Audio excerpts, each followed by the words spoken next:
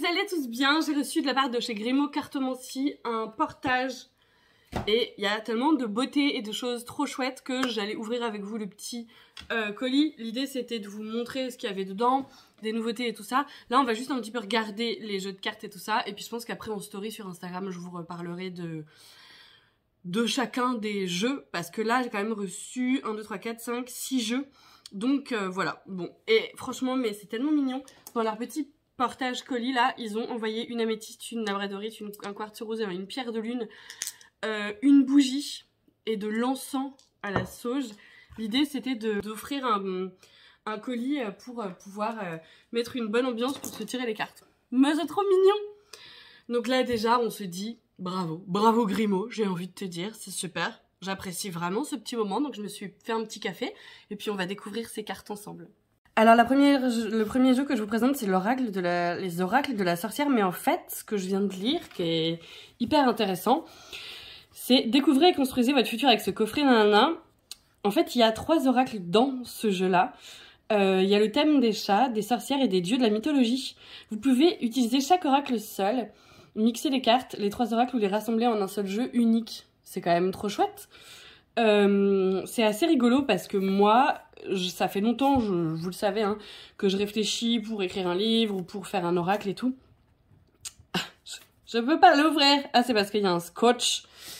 Et je me suis toujours dit que j'aimerais, moi vous savez, l'oracle avec lequel je travaille le plus, c'est l'oracle G, parce que c'est celui que j'ai le plus, enfin, je sais pas si t'étais là à l'époque, mais avec Isa, des oracles d'Isa, j'avais fait un live avec elle, avec cet oracle, et j'avais vraiment adoré. Et donc depuis, j'avais beaucoup utilisé cet oracle, et c'est celui avec lequel j'ai toujours des tirages de cartes un peu, disons, les plus simples. Enfin, non, c'est pas les plus simples. Qui me transcende le plus, on va dire. Bref, et j'avais envie de faire quelque chose comme ça qui puisse être utilisé différemment, mais avec la base d'un oracle de G. Enfin bon, bref. Donc on va découvrir ensemble cet oracle qui en fait 3.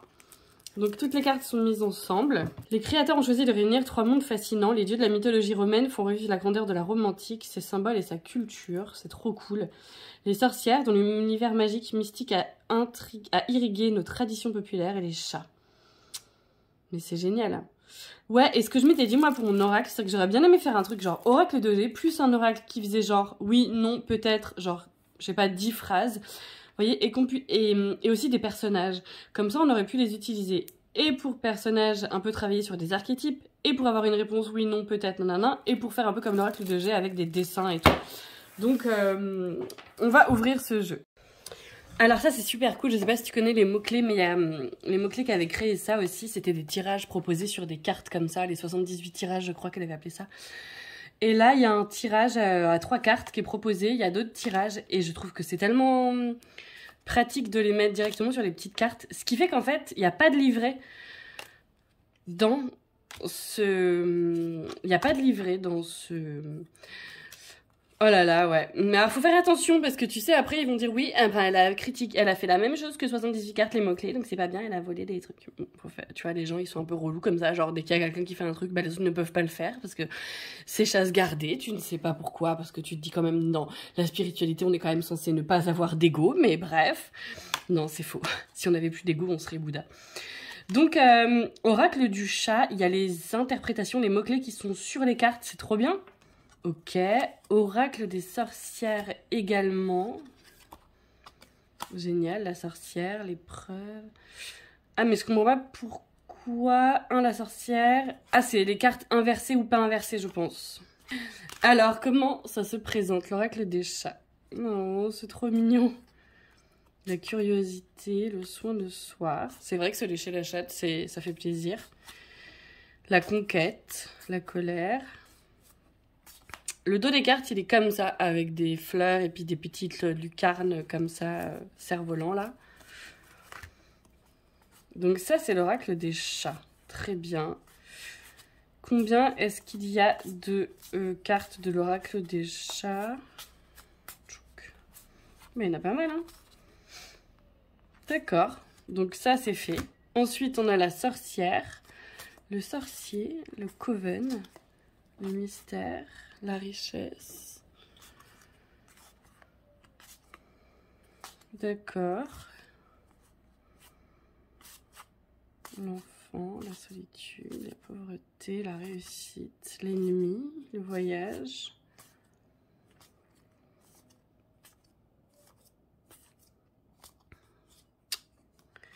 Ah ouais, ok. Et donc ensuite ça s'arrête. Et à partir de maintenant, t'as des déités. Donc t'as Jupiter, Junon, la meuf de Jupiter, tu sais, Apollon, Cérès. Trop bien. C'est vraiment cool.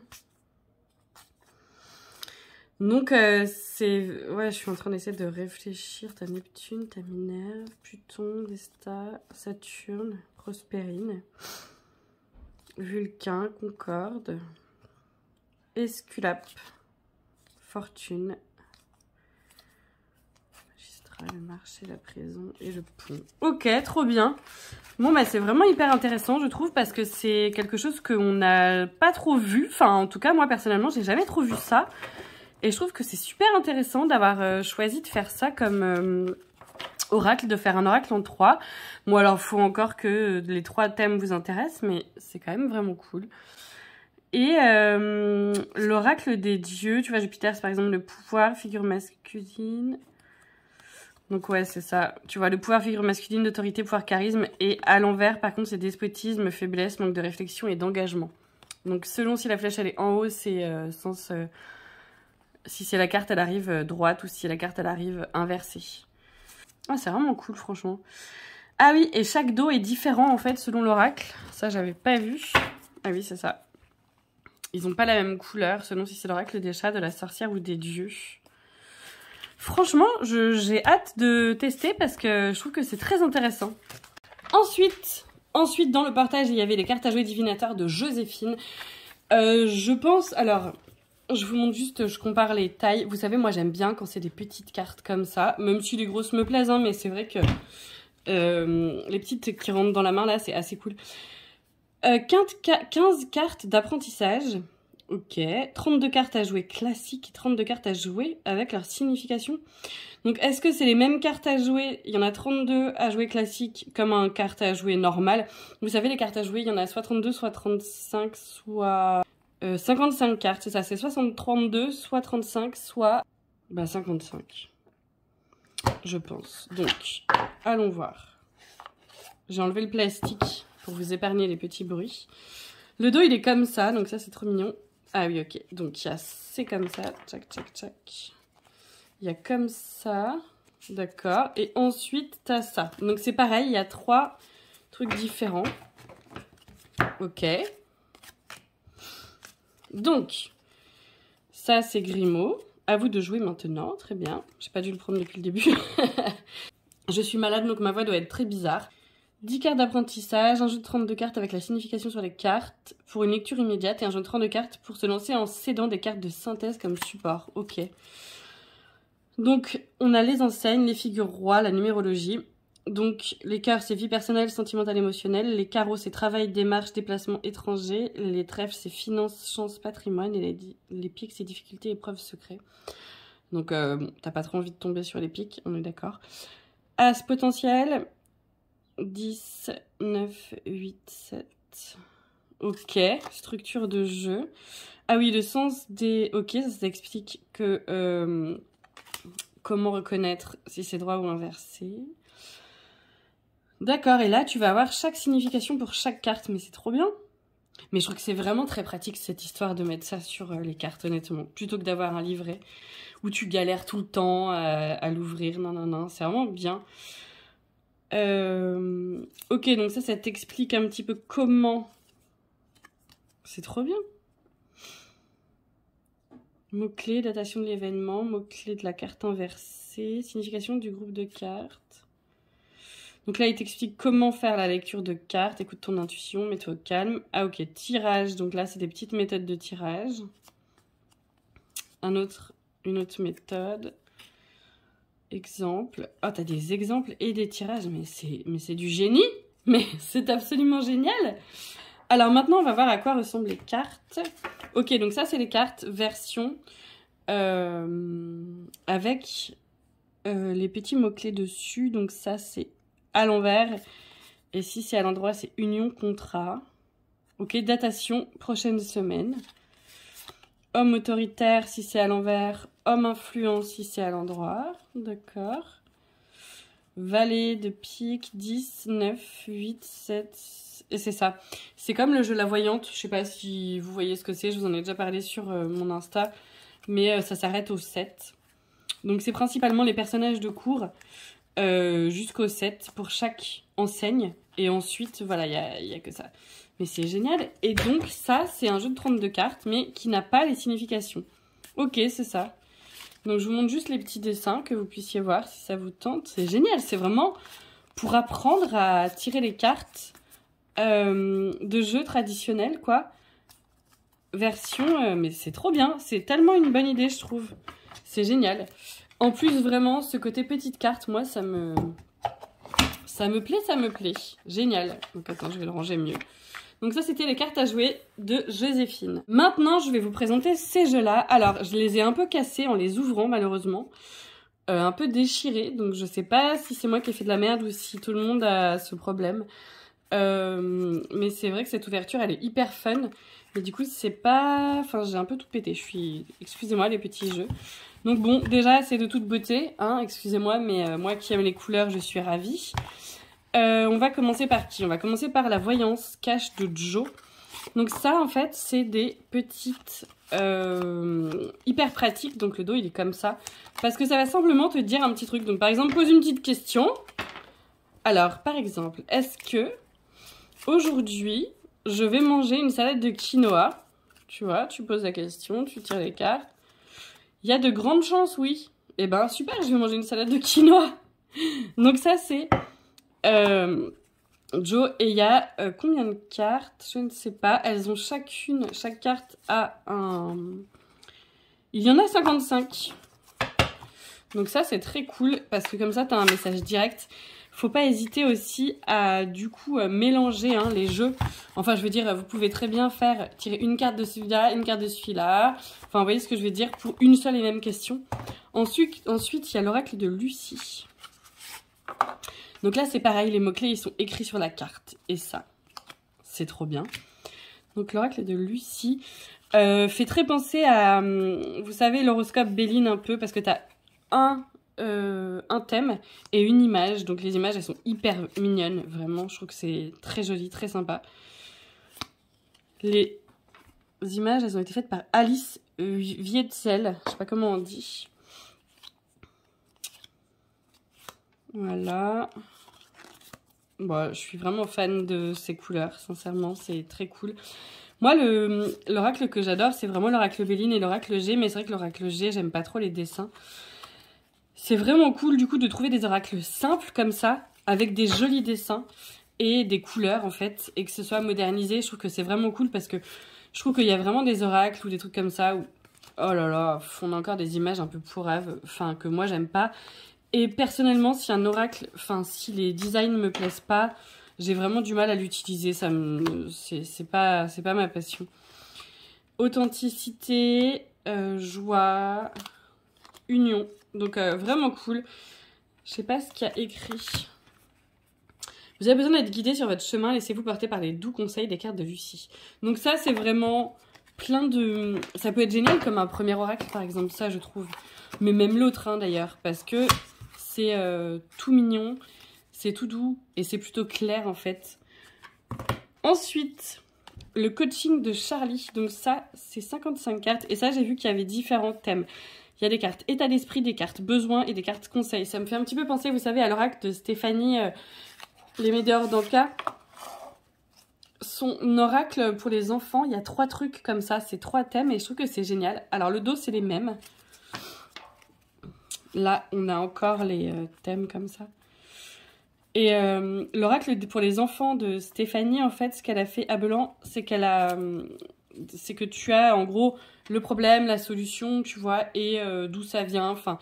Et j'ai l'impression que ça fonctionne un peu de la même manière, en fait. Et je trouve que c'est très bien, parce que ça permet un petit peu de savoir... attends, c'est où? Quoi poser? Donc ça, c'est les cartes besoins. Ça, c'est les cartes état d'esprit et ça, c'est les cartes conseils. Donc, par exemple, dans les cartes état d'esprit, on va avoir l'équilibre, la légèreté, la fuite, la mélancolie, l'agitation, la sagesse, la combativité. Donc ça, c'est qui a fait les illustrations? Ah, 2 personnes, c'est Alice Vietzel et Thomas Bernard. La spiritualité, le partage, la défensive, l'apprentissage et l'adaptation. Ok. Ouais, c'est ça, il y a les trucs sur sur les mots-clés. Ça, c'est les cartes conseils. Se divertir. Ah, j'ai fait un...